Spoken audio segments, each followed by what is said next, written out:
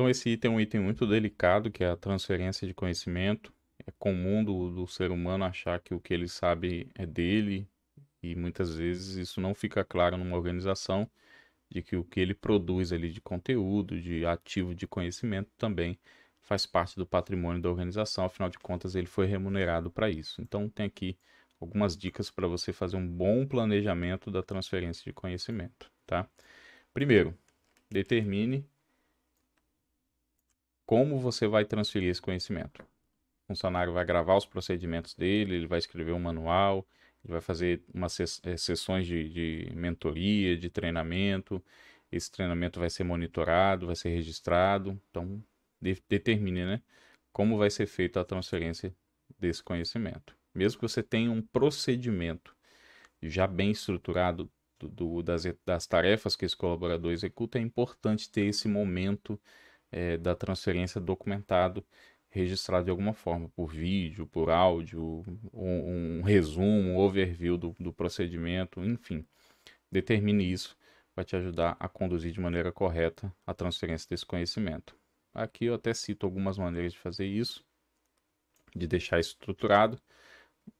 Uma das dicas aqui é pedir para o funcionário criar uma lista das suas tarefas. Então ele vai lá e lista tudo o que ele faz na organização, que aí fica fácil de você saber para quem que ele vai passar essas informações. Aqui vai ser para o João, aqui vai ser para o Paulo, essa daqui não tem dono, então fica fácil de você conduzir esse processo. É bom dividir essas tarefas, né, por tarefas diárias, semanais, mensais e até anuais. Já participei de processos que as tarefas diárias todo mundo lembrava, as semanais também, as mensais apenas alguns lembravam. Então, durante a transferência de conhecimento, deu para pegar algumas delas, mas as tarefas anuais do colaborador ficaram perdidas. Só quando foi realmente o momento de realizar é que ele sentiu falta de ter tido uma ambientação, uma transferência dessa responsabilidade, desse conhecimento.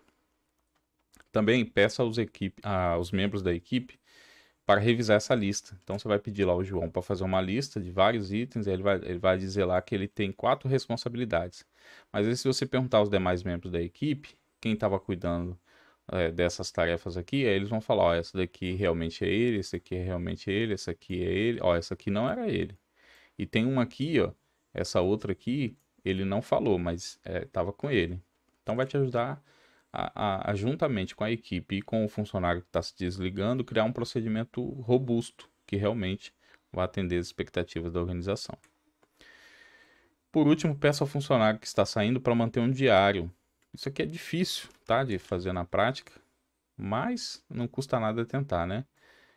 Manter um diário documentando qualquer conhecimento ou percepção sobre clientes e produtos ou processos que não estejam documentados, mas sejam apenas resultado da experiência dele.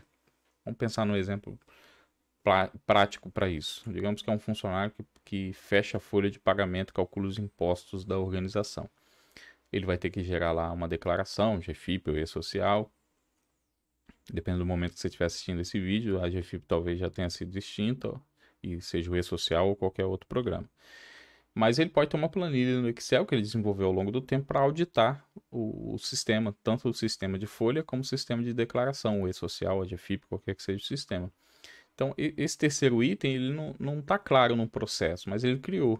Então, pode ser que ele se sinta à vontade de compartilhar, inclusive, esse documento, esse processo, essa planilha, esse sistema, que auxilia ele na condução do processo. Isso vai contribuir muito para essa transferência de conhecimento, ajudando quem está ficando, né, a continuar conduzindo o processo, mesmo que ele não esteja documentado, tá?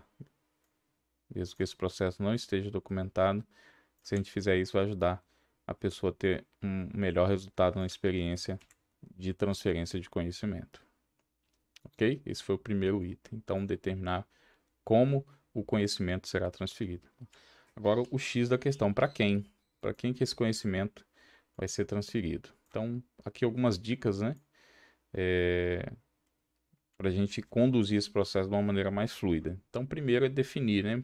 para quem está sendo transferido a responsabilidade, nomear quem é que está recebendo esse conhecimento, essa tarefa. Se for um colega de trabalho, né, se for alguém que já está dentro da organização, que está ali no dia a dia, é muito importante nós fazermos isso daqui. Estabelecer sessões regulares entre o funcionário que está saindo e o seu colega de trabalho para discutir as tarefas. Pode ser nesse meio, pode ser que nesse meio do caminho eles, inclusive, observem falhas ou lacunas que você vai precisar preencher num determinado processo que era a responsabilidade desse funcionário que está saindo. É uma boa oportunidade também para a gente criar o que se chama de sombra, que é pegar funcionários júniores ou estagiários, menores aprendizes, e colocar para observar essa transição, para eles irem pegando também parte desse ativo, desse conhecimento. É uma excelente oportunidade para se fazer também esse processo. Durante o processo de desligamento de alguém, principalmente se for alguém sênior ou pleno, você tem a oportunidade de botar um júnior para ficar observando ali. Você está criando, na verdade, duas posições ou dois colaboradores preparados a partir desse desligamento, dessa transferência. Tornar o treinamento ou o coach, né, uma das responsabilidades do funcionário que está saindo. Deixar isso claro, né? Ser enfático, deixar isso bem transparente, ó. Você precisa passar essas atividades para outra pessoa e vai ser o João. Então, a partir de hoje você vai ser o coaching do João, você vai mostrar para ele como é que faz, por que está sendo feito, qual o prazo para isso. Então, deixar isso claro que é uma responsabilidade dele, né? Não é opcional, tá? Pedir aos funcionários da RH que mantenham registro do que aprenderam. É registro de treinamento, é você registrar o que está sendo passado, montar ali o roteiro. Ó, vou passar para o João como fechar uma folha, como enviar para a contabilidade, como fazer as declarações, imprimir as guias, passar para o financeiro, pegar os comprovantes, arquivar, enfim, montar ali o roteiro e registrar isso, deixar um registro de treinamento, um registro de um plano, né, um planejamento para que isso realmente aconteça, né? E é bom sempre pedir ao gestor da área revisar esses registros, né, para que ele tenha ciência do que foi feito e também possa validar se aquilo ali realmente foi feito.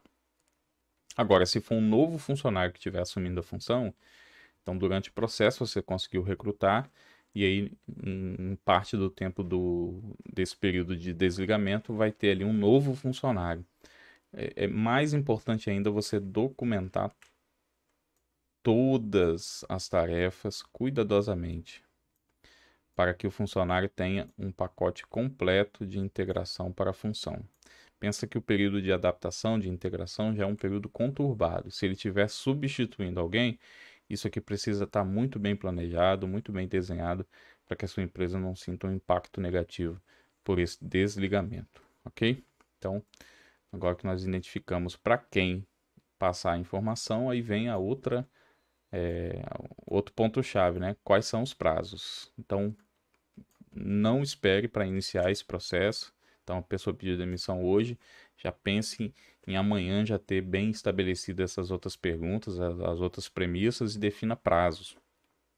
Digamos que ele vai passar um processo complexo, divida em subtarefas, em subetapas. Ó, você vai fechar a folha de pagamento, então eu vou te passar agora como é que você faz o apontamento, fechamento de ponto, como é que você colhe as informações dos funcionários, como é que você trata essas informações. Então até sexta a gente vai estar vendo isso. Aí na semana que vem nós vamos ver como gerar os eventos, como conferir, como imprimir os relatórios. Então monte um cronograma e não espere muito para começar isso. E peça esse funcionário que está saindo para ele reservar todos os dias, um tempo para fazer essa tarefa específica que é transferir o conhecimento, tá? Hoje eu tenho que fechar a folha. Beleza, vai fechar a folha durante de 9 da manhã até as 3 da tarde. Das 3 da tarde até as 5 você vai sentar com o João e passar para ele as atividades relacionadas a esse item aqui ó, que nós planejamos. Deixa isso muito claro também. E procure ter um checklist, né, de transferência para que você vá, vamos dizer assim, validando tudo que tem que ser feito, tá? Então, você ter esse checklist, você consegue, de repente, numa janela de 2, 3, 4 semanas, ter essa transferência de conhecimento realizada. Você vai ali validando o que está sendo passado, ok? Esse é um item crítico, tá? Planejar a transferência de conhecimento é um item crítico. E nós vamos falar agora da parte física, assim, parte física ou não, né? Mas os ativos da empresa, né? Como que você pode se resguardar para que os ativos da empresa fiquem protegidos, né? Durante esse processo de transição.